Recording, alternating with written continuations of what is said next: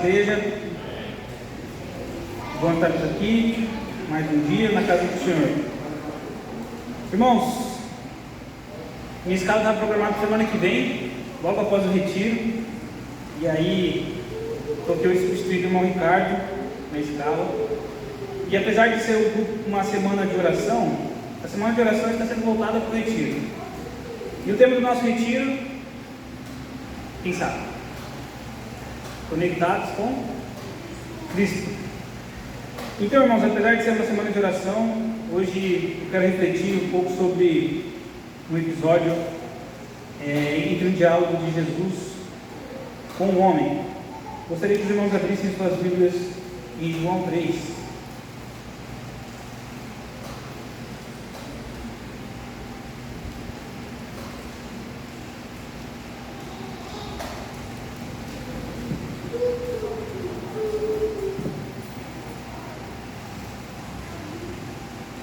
Texto bastante conhecido, João 3, diz assim: Nicodemos visita Jesus. Nós vamos fazer a leitura desse texto e depois nós vamos voltar a alguns versículos para ver o que nós podemos tirar de aplicações para nós no dia de hoje, né? Tanto o que envolve o diálogo como o personagem que aqui se encontra com Jesus. Vamos fazer uma reflexão em cima tanto de Nicodemos quanto do diálogo que ele teve com Jesus. Diz assim a palavra de Deus em João 3, a partir do versículo 1. Diz assim: Havia entre os fariseus um homem chamado Nicodemos, um dos principais dos judeus. Este de noite foi ter com Jesus e lhe disse: Rabi, sabemos que és mestre vindo da parte de Deus, porque ninguém pode fazer estes sinais que tu fazes, se Deus não estiver com ele. A isto respondeu Jesus: em verdade te digo que se alguém não nascer de novo, não pode ver o reino de Deus. Perguntou-lhe Nicodemos: como pode um homem nascer sendo velho? Pode porventura voltar ao ventre materno e nascer segunda vez? Respondeu Jesus: em verdade te digo que quem não nascer da água e do Espírito não pode entrar no reino de Deus. O que é nascido da carne é carne, o que é nascido do Espírito é Espírito.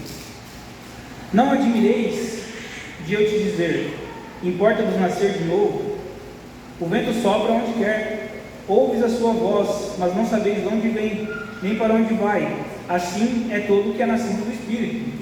Então lhe perguntou Nicodemos: como pode suceder isso?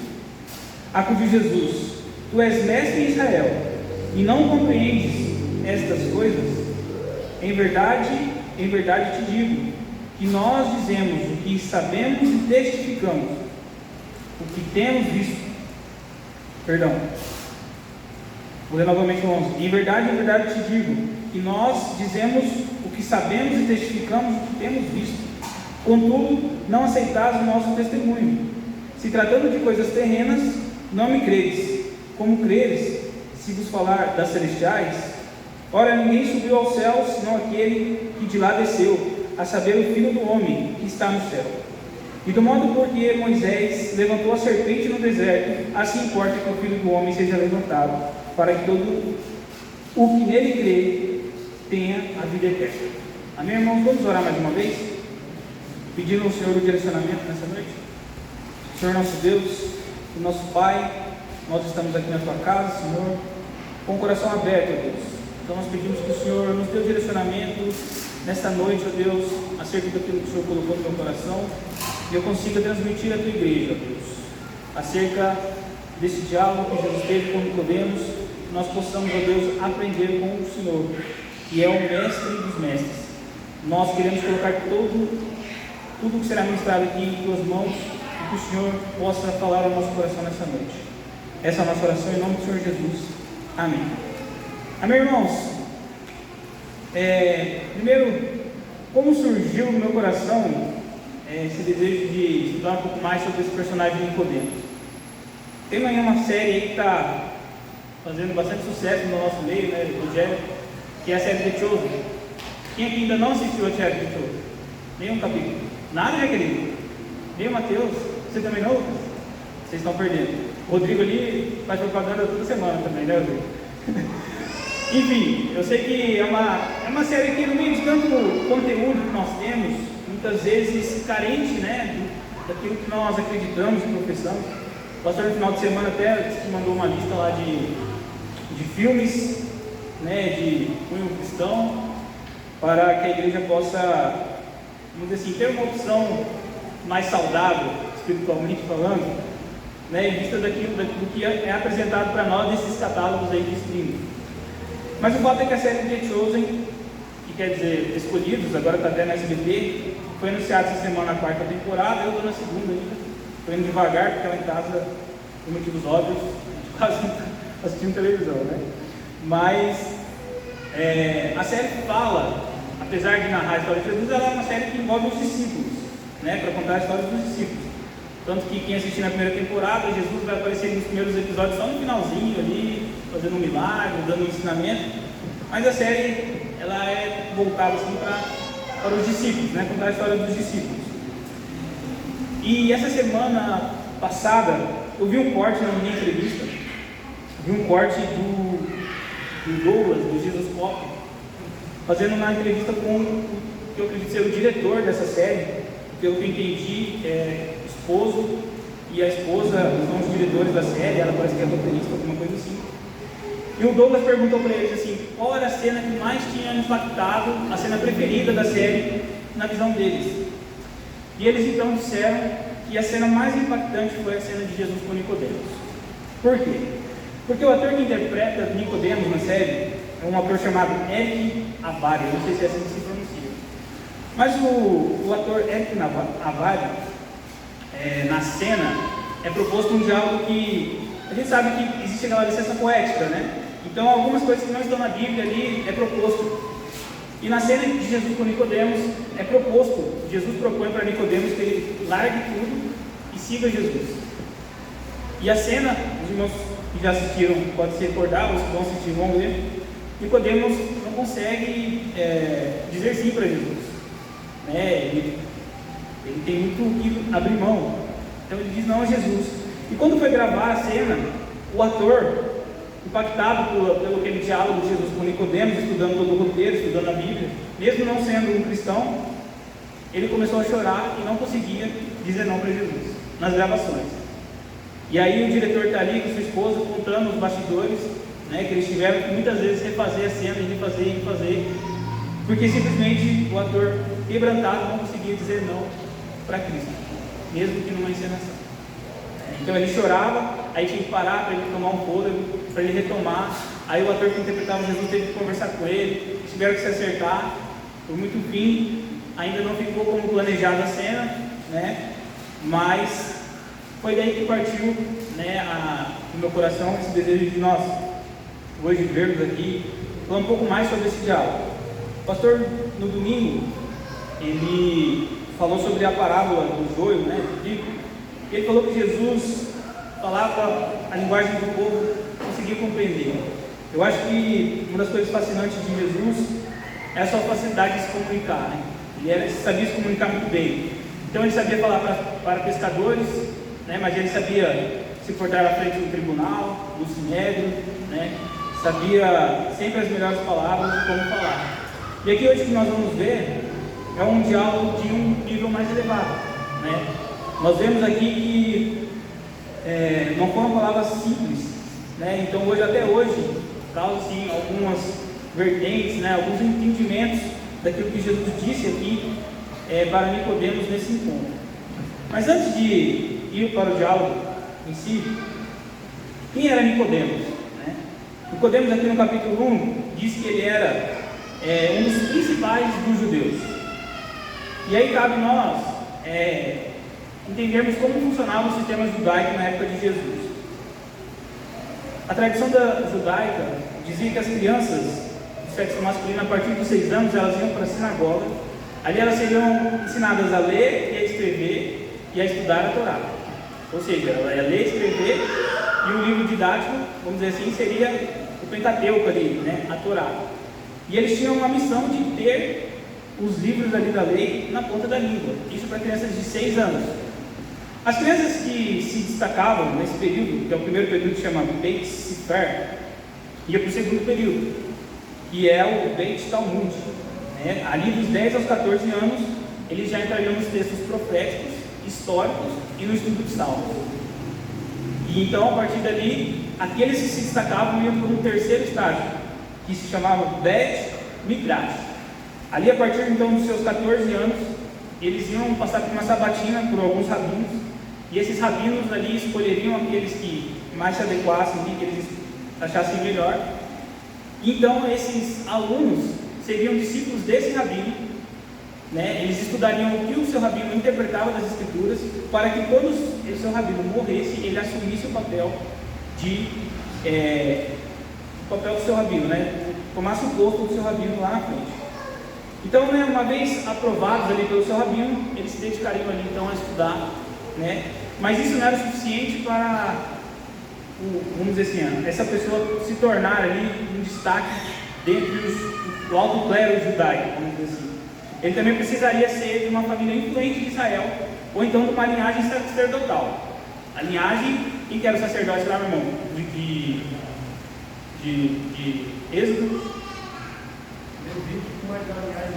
Linhagem de Arão. Então, na árvore genealógica dele, ele tinha que ser descendente de Arão, ou seja, uma família muito influente ali, né, de Israel. Então, Jesus, mesmo sendo destaque ali em todas as áreas, todas as etapas, eu imagino, porque com 12 anos Jesus já ensinava, né? Ele jamais, talvez, poderia chegar ali ao alto clero dos fariseus, porque Jesus veio de uma família humilde, né? Então, Jesus não, vamos dizer assim, cumprir todos esses requisitos aí que a religião, né, colocava ali para que uma pessoa se tornasse ali um grande líder judeu. Então nós estamos falando de um homem que desde a sua infância, né, pelo menos ali até os 6 anos, já estudava sobre a palavra de Deus, estudava sobre o que a lei de Deus dizia. Então ele passou por todas essas etapas, né, até se tornar ali um líder entre os judeus, um fariseu, né? E que eram os fariseus? Era um grupo religioso na época de Jesus, né? Foram eles que difundiram ali a ideia de ter uma sinagoga, de frequentar ali a casa de Deus. A parte didática de estudo, todas são os fariseus. Ao longo de 200 anos antes de Cristo, eles já foram se estruturando e eram um grupo dos mais famosos e mais conhecidos por serem, vamos dizer assim, apegados ali à lei do Senhor. Então, isso era Nicodemos. Nicodemos fazia parte desse contexto. Esse era Nicodemos, um religioso da época, um líder que chegou e foi se encontrar com Jesus. No versículo 2 diz assim, pode ir acompanhando aí, versículo 2: Este de noite foi ter com Jesus. Ele disse: Rabi, sabemos que és mestre vindo da parte de Deus, porque ninguém pode fazer esses sinais que tu fazes se Deus não estiver com ele. Então nós vimos aqui Nicodemos reconhecendo as obras de Cristo. Algo chamou a atenção dele e que fez ele sair de sua casa e ir até o encontro de Jesus naquela noite. Aqui, segundo a história narrada em João, Jesus tinha ido purificar o templo e tinha feito o milagre da transformação da água em vinho, né? Não sabemos se tiveram outros eventos aqui não narrados em João, mas provavelmente sim, porque Nicodemos soube da fama de Jesus e foi ter com Jesus. Então nós já partimos aí do entendimento que esse homem talvez estaria confuso, porque da mesma forma que ele foi ensinado sobre as leis do Senhor pela sua religião, né? Ele era um fariseu. Ao mesmo tempo, ele via um homem fazendo milagres, e ele então decide ir até esse homem para conhecê-lo, e já reconhecendo que ele era o mestre, porque ele fala: Rabi, sabemos que és mestre vindo da parte de Deus. Mas tem algo interessante. Nós lemos bem no comecinho que diz assim: este de noite foi ter com Jesus. E por que ele foi ter com Jesus à noite?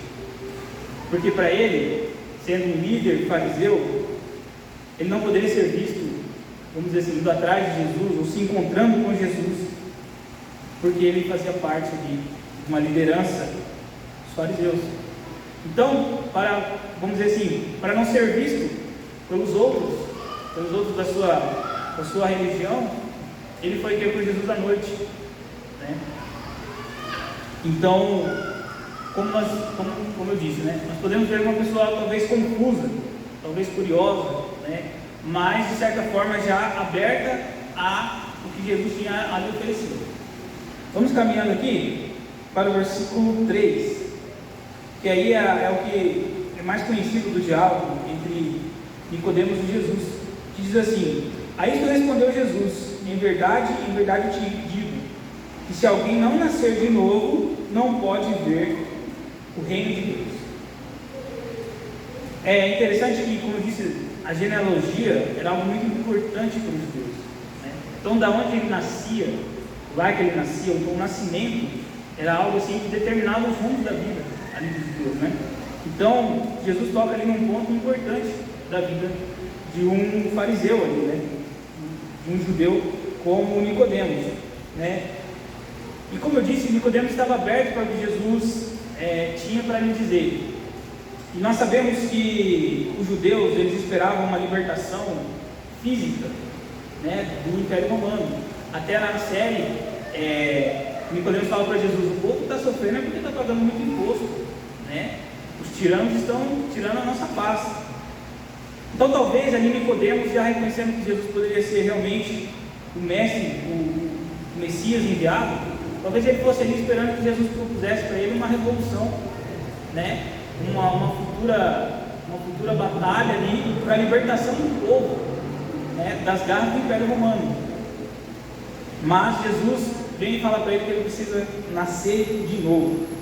Como eu disse, Jesus então, conversando com um mestre entre os fariseus, ele eleva o diálogo. Agora ele não está falando mais para pescadores, né? Ele não está falando com crianças, com seus amigos, discípulos. Ele está falando com uma autoridade religiosa. Então ele propõe aí esse diálogo mais elevado, né?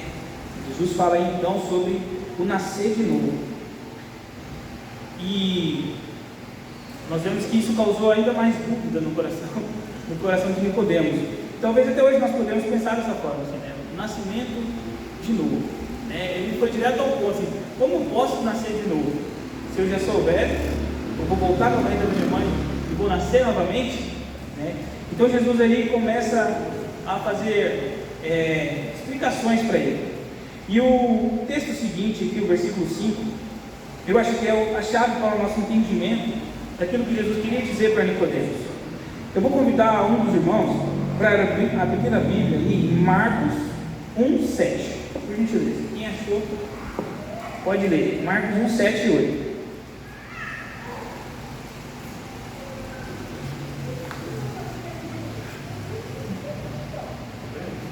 Pode ler, irmão Cleber. E pregava dizendo: após mim vem aquele que é mais poderoso do que eu, do qual não sou digno de, curvando-me, desatar-me das correias da sandália. 8. E vos tenho batizado com água, porém ele vos batizará com o Espírito Santo. Amém, pastor. Eu vou te falar aqui sobre João Batista. Isso é João Batista pregando enquanto batizava. E é interessante o 8 que ele diz, né? Eu batizo com água para o arrependimento, mas virá aquele que batizará vocês com o Espírito. E é interessante notar no versículo 7 que Jesus diz a Nicodemos: não te admires que eu te disser, importa nascer de novo, é o 5. Respondeu Jesus: em verdade eu te digo, que se não nascer da água e do Espírito, não pode entrar no reino de Deus. Os judeus tinham como hábito batizar somente os prosélitos. Quem sabe o que é prosélito? Prosélito eram os estrangeiros que se convertiam ao judaísmo. Então, como um ritual de purificação, por ele ser um estrangeiro, mas ter reconhecido o judaísmo como sua religião, ele passava pelo batismo nas águas. Então era um ritual de limpeza, vamos dizer assim. Então não era de tudo novidade o batismo para Nicodemos. Mas é interessante notar que o livro de João, como nós já vimos com o pastor Lucas, que agora está pastoreando outra igreja, o livro de João, o Evangelho de João, foi escrito, né, para colocar ali uma certeza no coração de alguns irmãos sobre o Messias ser verdadeiramente Jesus, e não João Batista, né? Então, todo o Evangelho é escrito sobre essa ótica, né? Entre colocar Jesus como o real Salvador, né? Contrariamente a João Batista, mesmo assim reconhecendo os feitos de João Batista, como nós vemos aqui. Então, o João Batista, antes de Jesus começar seu ministério, ele batizava com água, e ele sempre diz, como o irmão Kleber leu lá, que a água significava o arrependimento, mas que Jesus viria e batizaria com o Espírito. O que nós podemos entender aqui? Por isso que eu acho que essa é a chave do entendimento. Hoje nós temos o entendimento do batismo como morrer o velho homem e nascer uma nova pessoa quando nós descemos as águas. E se nós falarmos de arrependimento, nós estamos falando de algo do passado, né? Não tem como se arrepender de uma coisa que você não fez ainda. Então, quando Jesus fala da água e do Espírito, é como se Jesus estivesse falando do arrependimento e da conversão, porque o batismo que Jesus vem trazer é como se fosse uma conversão, né? É uma mudança. Então é como se colocasse ali para Nicodemos: o seu passado e o seu futuro serão mudados, né? Então você aceita a água como um arrependimento e o Espírito como uma mudança de vida, que é o pacote completo, né? Nós vemos que no passado Jesus apaga pela graça, né? Os pecados cometidos são perdoados pela graça, mas Jesus requer de nós uma mudança, Jesus requer de nós uma conversão. Então é como se o passado e o futuro fossem resolvidos aqui, né, nessa proposta feita de Jesus para Nicodemos. Avançando um pouco, vamos no verso 10 e 12, que diz assim, 10 até o 12: Tu és mestre em Israel e não compreendes essas coisas? Em verdade te digo, nós dizemos o que sabemos e testificamos o que temos visto, contudo, não aceitais o nosso testemunho. Se tratando de coisas terrenas, não me credes. Como crereis, se vos falar das coisas celestiais? Então aqui, Jesus faz uma exortação para Nicodemos, né? Como se ele tivesse falado assim: você tem muita convicção, e algumas delas precisam ser deixadas para trás. Porque Jesus falava e Nicodemos não entendia, né? E Jesus até falava para ele assim: se eu estou te falando das coisas da terra, você não está entendendo, imagina se eu te falar então das coisas celestiais, né? Então é como se convicções precisassem ser quebradas, perdidas, para que novas convicções viessem ao coração de Nicodemos, né? E talvez isso ainda Nicodemos não estava totalmente aberto para abrir mão de algumas coisas, e nós vamos falar sobre isso. Aí eu quero ler para os irmãos a partir do versículo 13 agora, para nós finalizarmos aí esse diálogo. E agora nós vamos ler do 13 até o 18, nós paramos no 15 da primeira vez. Então Jesus vem, depois de tudo isso, ele se declara ali o Salvador para Nicodemos. Então João 3,13 diz assim: ora, ninguém subiu ao céu, senão aquele que de lá desceu, a saber, o Filho do Homem que está no céu. E do modo porque Moisés levantou a serpente no deserto, assim importa que o Filho do Homem seja levantado, para que todo aquele que nele crê tenha a vida eterna. E aí vem um texto conhecido que nós sabemos de cor: porque Deus amou o mundo de tal maneira que deu o seu Filho unigênito, para que todo aquele que nele crê não pereça, mas tenha a vida eterna. Porquanto Deus enviou o seu Filho ao mundo, não para que julgasse o mundo, mas para que o mundo fosse salvo por ele. E o 18: quem nele crê não é julgado, o que não crê já está julgado, porquanto não crê no nome do unigênito Filho de Deus. Amém? Nós decoramos o versículo 16 desse texto, mas eu acho que nós devíamos decorar e ter na ponta da língua até o 18, né? Quando Jesus declara que o Filho não veio para condenar o mundo, né? Ele veio para que, não veio para que o mundo fosse julgado, mas para que o mundo fosse salvo nele, né? E quem crê não é julgado, o que não crê já está julgado, porquanto o que crê no nome do unigênito é filho de Deus. Esse texto é um texto maravilhoso. E esse versículo 18, eu me lembro de um testemunho que o nosso pastor conta, ele contou esses dias na sala da escola bíblica, onde ele se deparou ali com uma reunião onde as pessoas estavam bebendo, e uma pessoa chegou para ele, colocou uma lata de cerveja no rosto dele e perguntou para ele se Deus condenava ele porque ele tomava cerveja. E Jesus falou para ele, o pastor Galdilei disse para esse homem, né, com muita sabedoria e discernimento do Espírito, falou assim, que Deus não te condena por você tomar uma cerveja, nem duas, nem três, se você trair sua esposa, se você matar alguém, Deus não te condena por nada disso. Deus te condena por você não aceitar o perdão que vem do Filho dele. E é exatamente o que nós vemos aqui no versículo 18. Quem não crê não é julgado. O que não crê já está julgado, porquanto não crê no nome do unigênito Filho de Deus. Ainda tem mais uma parte aqui nesse diálogo, mas nós vamos encerrar por aqui a parte do diálogo. Irmãos, assim acaba a história.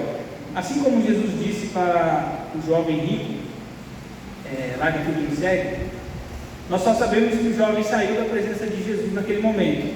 O que ele fez depois nós não sabemos. Mas nós temos algumas dicas sobre Nicodemos.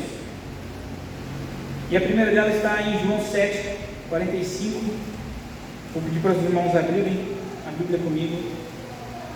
Em João 7, 45.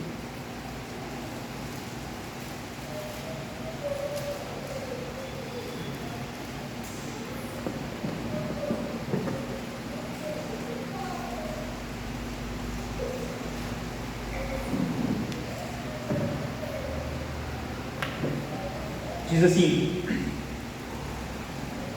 voltaram, pois, os guardas à presença dos principais sacerdotes e fariseus, e estes lhe perguntaram: por que não o trouxestes? Responderam eles: jamais alguém falou como este homem. Replicaram-lhes, pois, os fariseus: será que também os fostes enganados? Porventura creu nele alguém dentre as autoridades ou algum dos fariseus? Quanto a esta plebe que nada sabe da lei, é maldita. Nicodemos, um deles, que antes fora ter com Jesus, perguntou-lhe: acaso a nossa lei julga um homem sem primeiro ouvi-lo, a saber o que ele fez? Responderam eles: dar-se-á o caso de que também tu és da Galiléia? Examina e verás que da Galiléia não se levanta profeta, e cada um foi para a sua casa. Eu vou pedir para um dos irmãos abrir Deuteronômio 1, 16 e 17. Então o contexto disso daqui foi que guardas foram enviados para prender Jesus, e ouvindo Jesus falar, não tiveram coragem de prender Jesus, e voltaram aos líderes fariseus, e ali os líderes perguntaram: por que vocês não trouxeram Jesus? E eles responderam: ninguém fala com este homem. E é interessante que Nicodemos se levanta e usa Deuteronômio 1, 16 e 17, que diz o quê? Quem achou?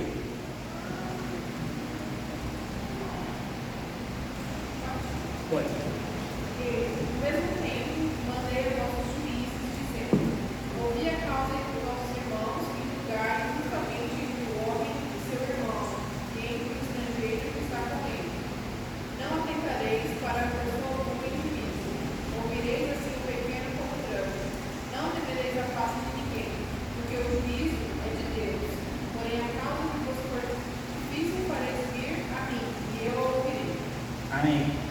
Então Nicodemos, vendo ali uma emboscada feita contra Jesus, ele sai em defesa de Jesus.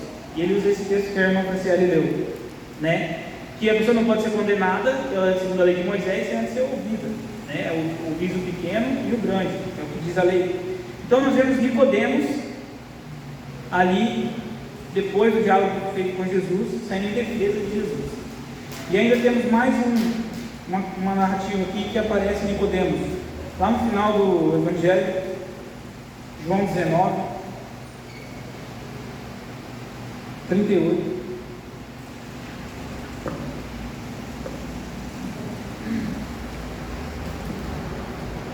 Nós vamos ler do 38 até o 42.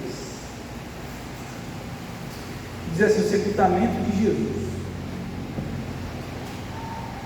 Então, João 19, 38. Depois disso, José de Arimateia, que era discípulo de Jesus, ainda que ocultamente, pelo receio que tinha dos judeus, rogou a Pilatos lhe permitisse tirar o corpo de Jesus. Pilatos não permitiu.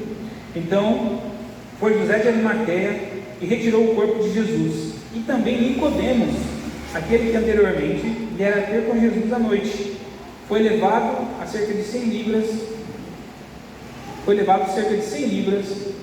de um composto de mirra e óleos. Tomaram, pois, o corpo de Jesus, o envolveram em lençóis com os aromas, como é de uso entre os judeus na preparação do sepulcro. No lugar onde Jesus fora crucificado, havia um jardim, e neste um sepulcro novo, no qual ninguém tinha sido ainda posto. Ali, pois, por causa da preparação dos judeus e por estar perto do túmulo, depositaram o corpo de Jesus. Então essa é a terceira vez que aparece Nicodemos no Evangelho de João. E, como eu disse, nós não sabemos, se passava inteiramente ali sobre o coração de Nicodemos, mas algo dentro dele mudou a partir do momento em que ele se encontrou com Jesus. Nós vamos falar sobre conectados com Cristo, Então Nicodemos teve ali uma conexão nesse diálogo com Cristo. E talvez mesmo que distante, porque nós não vimos outros relatos dele andando com Jesus, sempre distante de Jesus, depois que Jesus havia sido crucificado, ele acompanhava os passos de Jesus. E aqui o texto que nós vemos agora diz que José de Arimateia, ele era um discípulo de Jesus oculto. Talvez nós podemos entender que Nicodemos, assim como José de Arimateia, também era um discípulo oculto de Jesus. E aqui eu quero agora trazer algumas reflexões, umas conclusões de tudo que nós vimos aqui sobre a vida de Nicodemos e também sobre o diálogo que eles tiveram. Então Jesus, no seu diálogo com Nicodemos, faz uma proposta, para todos nós. Nós temos a aplicação para o dia de hoje, que é morrer para o pecado e viver para Cristo, como Jesus fala que nós devemos nascer de novo. Então Cristo sempre veio trazer uma mudança interior, e é isso que talvez não era o que Nicodemos esperasse. Nicodemos, como eu disse, talvez esperava que Jesus levantasse um exército para tirar o povo do domínio de Roma, do Império Romano.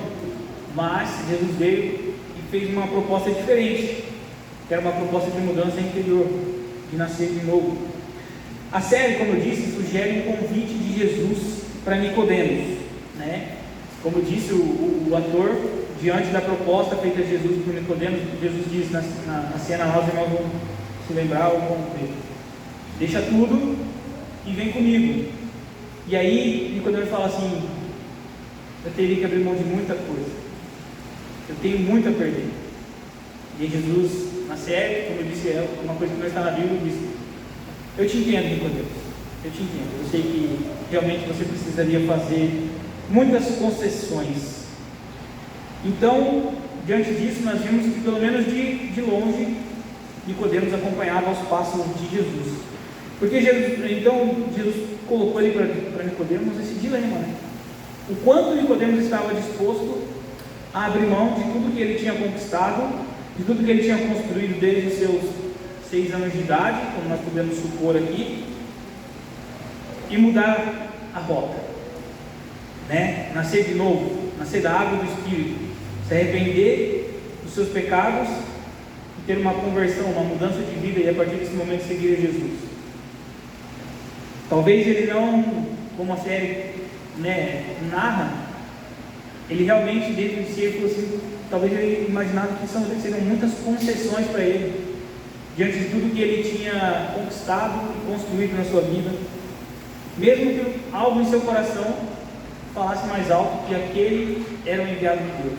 Ele tinha essa convicção, porque quando ele chega com Jesus, diante de Jesus, ele fala para Jesus, e ele sabe que Jesus é o enviado de Deus, mas concessões, grandes concessões, ele não estava disposto a fazer. Isso eu acho que é a principal aplicação para nós hoje, Quando nós estamos dispostos a abrir mão na nossa vida cristã, Talvez o fato de seguir a Cristo não seja para você um motivo de grandes concessões, você não precisa abrir mão de muita coisa, mas e para você ser um servo aprovado de Jesus, né? Quantos de nós, na nossa igreja, nossos irmãos, estão dispostos a abrir mão de coisas, por exemplo, para assumir um ministério, para, né, receber ali essa responsabilidade de conduzir o povo de Deus, seja qual ministério for. Quando tem eleição da diretoria, a gente percebe isso, né? São poucos os voluntários, poucos estão dispostos a abrir mão de algo para assumir esse compromisso e dar esse passo de fé. Então essa aplicação que eu falo que é a principal para nós hoje, porque hoje nós estamos aqui todos crentes que já decidiram seguir a Jesus, mas que sempre somos, vamos dizer assim, entramos no mesmo dilema de Nicodemos. O quanto nós podemos abrir mão para fazer a vontade de Jesus, para aceitar uma proposta de Jesus, né? Essa talvez seja a principal aplicação para nós. Como eu disse, eu queria refletir sobre a vida de Nicodemos, né? Nós vimos que Nicodemos não disse sim para Jesus naquele momento, né? Ele seguiu Jesus de longe. E tem uma pergunta, né? Qual os maiores desafios para falarmos da nossa fé em Jesus? Nicodemos foi desafiado e nós não vimos em nenhum momento ele professando sua fé em Jesus de maneira pública, né? Sempre às escondidas ou indiretamente, né? O Sinédrio, ele não se levantou favorável a Jesus, apenas usou a lei de Moisés para defender Jesus ali, mesmo que indiretamente, sobre algo, né? Mas eu e você, nós temos desafios para professar a nossa fé lá fora, né?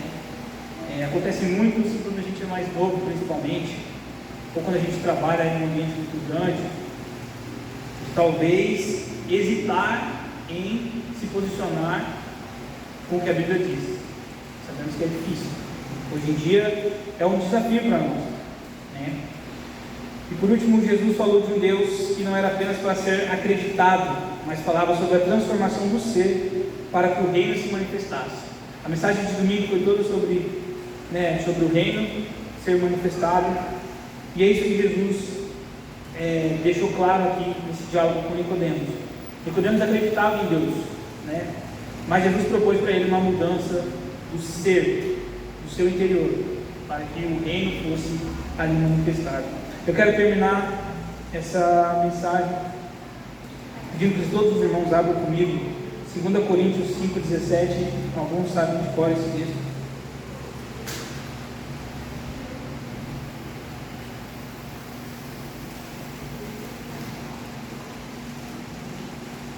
2 Coríntios 5,17, que é o resumo de tudo que nós vimos aqui hoje. Paulo escrevendo aos Coríntios. Assim nós vamos encerrar a mensagem de hoje. 2 Coríntios 5,17, na minha Bíblia, diz assim: e assim, se alguém está em Cristo, é nova criatura. As coisas antigas já passaram, eis que se fizeram novas. Amém? Vamos orar mais uma vez? Senhor nosso Deus, nosso Pai, nós queremos te agradecer pela tua presença, Deus, que nós podemos sentir aqui, pela tua casa que está de portas abertas. Nós agradecemos pela semana de oração e intercedemos, ó Pai, pelo retiro que começará no sábado, e nós te pedimos, ó Pai, que esses sejam dias abençoados, dias de transformação, dias de restauração, de cura, de renovo. Ó Deus, que o Senhor possa falar aos nossos corações, que o Senhor tenha total liberdade no nosso meio, Pai, que o Senhor não encontre barreiras em nós que impeçam o seu agir. Prepara, ó Deus, o coração de cada retirante, ó Deus. Que o Senhor abençoe a vida dos proletores e de todas as situações que precisam ser ainda, ó Deus, organizadas, que a tua mão esteja sustentando tudo isso, ó Pai. Nós te agradecemos por tudo, em nome do Senhor Jesus. Amém.